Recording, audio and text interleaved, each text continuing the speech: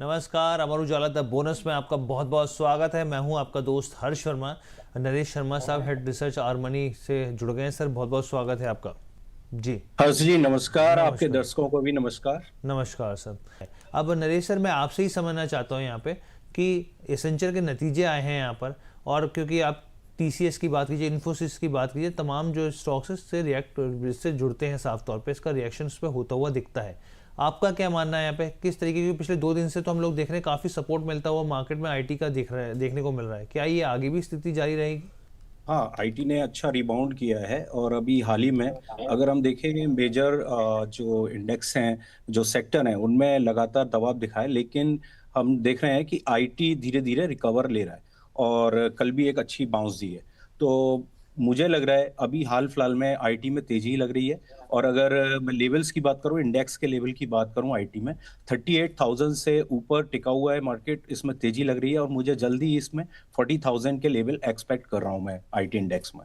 तो कौन से स्टॉक्स हैं सर जहाँ पर निवेशकों को ध्यान देना चाहिए, फोकस करना चाहिए? बहुत सारे निवेशक तो यहाँ तक कि बेच के निकल गए कुछ समय पहले, जो गिरावट देखने को मिली।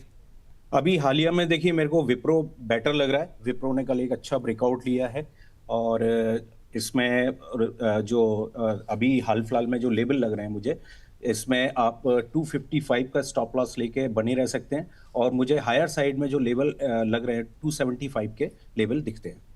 275 के लेवल्स जो है वो दिख रहे हैं आपको यहाँ पर। नरेश सर, आपकी क्या सलाह रहेगी सुब्रोस के ऊपर? देखिए, सुब्रोज वैसे तो एक कंसोलिडेशन एक रेंज में चल रहा है, 900 से ऊपर टिक नहीं पा रहा है, पर लोअर साइड से कल एक अच्छा बाउंस लिया है, 200 डीएमआर से बहुत अच्छा सपोर्ट लेके बढ़ा है और मुझे लग रहा है अभी इसमें आप बाय करके चल सकते हैं। शॉर्ट टर्म में आप स्टॉप रख सकते हैं 830 का, और मुझे हायर साइड में जो लेवल एक्सपेक्ट कर रहा हूँ वो 950 के आसपास एक्सपेक्ट कर रहा हूँ। तो मुझे लग रहा है ये एक अच्छा मूव दे सकता है जल्दी। ठीक है सर। नरेश सर, पूरी दुनिया इस पे नज़र बना के बैठी हुई थी यहाँ पर कि बैंक ऑफ जापान जो है ब्याज दरों में जो है यहाँ पे बढ़ोतरी करेगा, और बिल्कुल वैसे ही होता हुआ दिखा है यहाँ पर। और यहाँ पर ये भी कंसर्न था कि येन में लगातार कमज़ोरी देखने को मिल रही थी, डॉलर को भी मजबूती के हिसाब से हम लोग देख रहे थे यहाँ पे। और पूरी दुनिया में बड़े बड़े जो यहाँ पे निवेशक हैं, बड़ी बड़ी यहाँ पे कंपनीज हैं, उन्होंने लोन उठाया था यहाँ पर, और अनवाइंडिंग को लेकर भी लगातार चर्चा चल रही थी। इसका इम्पैक्ट कैसे पड़ेगा दुनिया भर के बाज़ारों पर, किस लिहाज से देखना चाहिए इसको? देखिए, जापान से जो लोन इतनी सस्ती दरों में मिल रहे थे, अब वहाँ पर जो बढ़ोतरी हुई है वो कंसर्न वाली बात तो है ही है। कंट्रीज वाइज देखें तो मुझे लग रहा है अभी इसमें एक नेगेटिव क्यूज तो है ही है। जो फंड फ्लो है वो जो इजीली अवेलेबल था, अब वहाँ पर थोड़ा सा महंगा मिलेगा, तो उससे दबाव तो रहेगा बाजारों में। ठीक है, दबाव रहेगा सर। यानी कि अभी जिस तरीके से ग्लोबल बाजार में जो तेज़ी देखने को मिली है, वो हम लोग अमेरिकी बाजार भी देख रहे थे अभी, लेकिन क्या आपको लगता है कि थोड़ा सा दबाव गहराएगा और आगे चल के यहाँ पर? देखिए, ये कहीं ना कहीं एक शॉर्ट टर्म में तो एक नेगेटिविटी बन सकती है, लेकिन मुझे लग रहा है थोड़े टाइम में फिर रिकवरी दिखेगी, क्योंकि बाकी सेंट्रल बैंक्स के स्टांसेस थोड़े से डिक्लाइन के लिए मीन्स जो इंटरेस्ट रेट है वो उन्होंने ऑलरेडी रिड्यूस कर रखे हैं, और अभी फेड का भी जो आउटकम आया था उसमें भी रिड्यूस करिए, तो कहीं एक कॉन्ट्राडिक्ट तो है, लेकिन मुझे लग रहा है जल्दी फिर रिकवरी दिखेगी थोड़ा दबाव देखकर। ठीक है नरेश सर, लगभग जो है अब हम लोग जो साल ख़त्म होने जा रहा है, यहाँ पर नए साल की शुरुआत होती जा रही है। हमारी जो मार्केट्स हैं उन्होंने तो बिल्कुल भी मतलब बहुत ही कॉम्प्लिकेटेड मार्केट रही है इस पूरे 1 साल के अंदर। हम देखें तो स्मॉल कैप और मिड कैप ने भी बहुत दबाव निवेशकों के पोर्टफोलियो पे बनाते हुए दिखाया। 2026 में आपको कौन से सेक्टर्स लग रहे हैं जो यहाँ पर एक अच्छा अपसाइड यहाँ पर देखा जाए, और ख़ासतौर पर अगर आप स्टॉक स्पेसिफिक भी बात करें हमारे दर्शकों के लिए, कहाँ ध्यान देना चाहिए? देखिए, अभी मेरे को जो जिसमें कंफर्टेबल लग रहा है वो पीएसयू बैंक में लग रहा है। पीएसयू बैंक मुझे बेटर लग रहे हैं। अभी हालिया में ऑल टाइम हाई ट्रेड करने के बाद मार्केट ने थोड़ा रिट्रीट किया है और मुझे जल्दी इसमें रिबाउंड होते हुए, तो मुझे नेक्स्ट ईयर के लिए भी पीएसयू बैंक बेटर लग रहे हैं, बेटर वैल्यूएशन है। अगर यहाँ पर अगर डिप्स आती हैं, कोई करेक्शन आती है, तो वहाँ पर एक अपॉर्चुनिटीज फिर बन सकती हैं। ठीक है। अगर स्टॉक वाइज देख रहे हैं तो मैं प्रेफर करूंगा Canara bank and bank of Baroda. और यहाँ पर अभी हालिया में इन्होंने ऑल टाइम हाई ट्रेड करने के बाद थोड़ा मार्केट में करेक्शन देखने को मिला है, लेकिन जल्दी इनमें तेजी बन सकती है। अब नरेश सर, एचडीएफसी बैंक के ऊपर क्या करना चाहिए, आपकी क्या सलाह रहेगी? यहाँ पे पिछले कुछ समय में हमने देखा है यहाँ पे एचडीएफसी हो चाहे आईसीआईसी बैंक हो, साफ तौर पे दबाव दिखाया है यहाँ पर।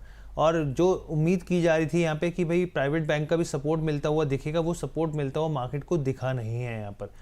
HDFC हो, एक्सिस हो, तमाम तरह की रिपोर्ट्स आ रही हैं, कह रही है कि आने वाले क्वार्टर्स में जो है मार्जिन्स में थोड़ा दबाव ज़रूर देखने को मिल सकता है। यहाँ पे प्रोविजनिंग को लेकर भी कुछ चीज़ें हैं कंसर्निंग यहाँ पर, वो एक्सिस बैंक के हिसाब से भी। लेकिन HDFC के ऊपर आपका क्या नज़रिया है यहाँ पर, क्या करना चाहिए यहाँ पर, और ख़ास तौर पे इस लिहाज से कि अगर किसी निवेशक ने यहाँ पे कॉल ले रखा हो 980 के भाव के आसपास? ओके। देखिए, काफी रेंज में चल रहा है। अगर वैसे देखें, अगर 2-3 दिन का ट्रेड देखें तो लोअर लोज बनाए हैं, लेकिन प्राइस में जो इम्पोर्टेंट सपोर्ट लिया है वो 960 अभी मुझे दिख रहा है। अगर किसी के पास बाइंग कॉल है तो वह उसको होल्ड करे 960 के स्टॉप लॉस से। अगर 960 ट्रिगर होता है तभी उसमें से एग्जिट करे, और मुझे जल्दी ये 1000 के आसपास एक्सपेक्ट कर रहा हूँ। और क्योंकि प्राइजेज ने अभी हाल ही में 200 DMR के आसपास से ही जंप लिया है, और 960 के एसएल से आप बने रहेंगे तो मुझे लग रहा है आप इसमें जल्दी 1000 के लेवल देख सकते हैं। ठीक है।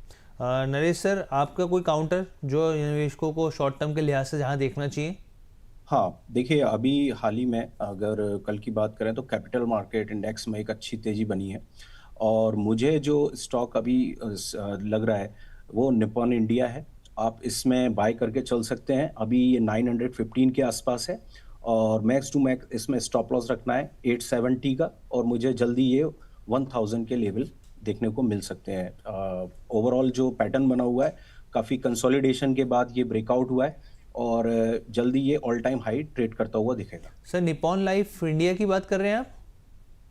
Nippon India asset management. हाँ, Nippon life India Nippon asset life, management. Yes जी, यस, नेम इंडिया इसका सिंबल है। 888 के भाव पर है ना सर अभी ये? नहीं, 915 के। Nippon life India asset management name India के नाम से सिंबल है। अच्छा, नेम इंडिया के पास से, तो आपका ये मानना है कि 1000 के लेवल पे जा सकता है ये यस स्टॉक? ठीक है सर, ठीक है। नरेश सर, आपकी तरफ से भी डिस्क्लेमर। हाँ, अभी मैंने जो स्टॉक डिस्कस किए हैं उसमें मेरी पर्सनल कोई पोजीशन नहीं है। हाँ, क्लाइंट को रिकमेंडेशन हो सकती है। तो आपको सभी को धन्यवाद, आपको हर्ष जी को धन्यवाद। जी, thank you so much sir.